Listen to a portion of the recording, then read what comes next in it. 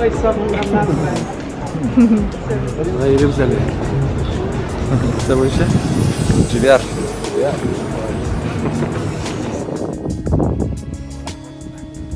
Bir oyunlarsın bak.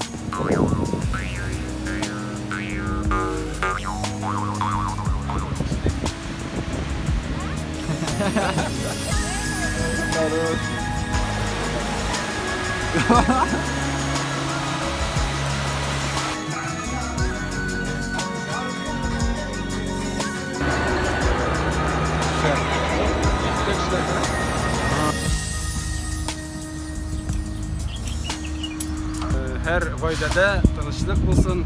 Şol tanışlıktan başlanayındı bütün dünyadaki tanışlık. Bütün dostlarımızla, doğanlarımızla.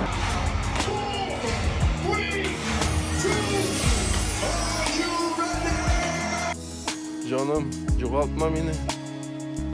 Bana Artur beni alıp çıktı süre balkonga korkuttular. 34. etaj. 34. etaj değil.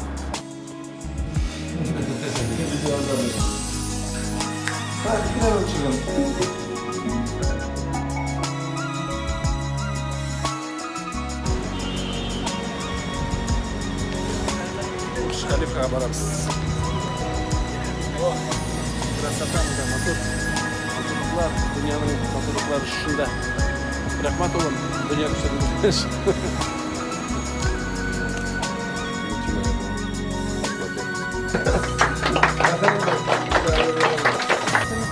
Selam baranızga da oynar.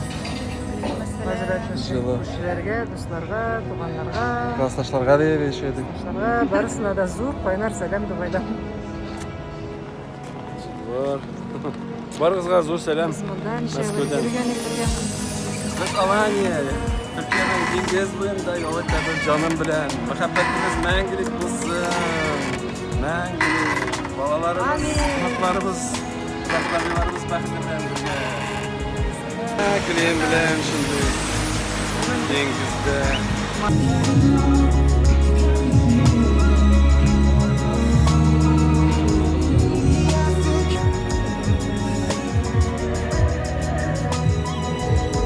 Allah'a şükür yerim çıktık şun tabiatke.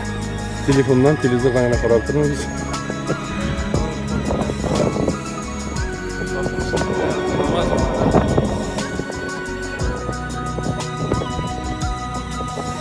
Şunday matur rakurslar bugün büyük rahat bunda. Bu Parus yanında uzgan yılını şu orunda su kire başlagan bir iştaplar şuna.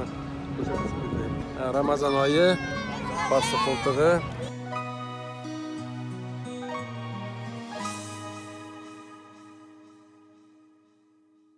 Amin.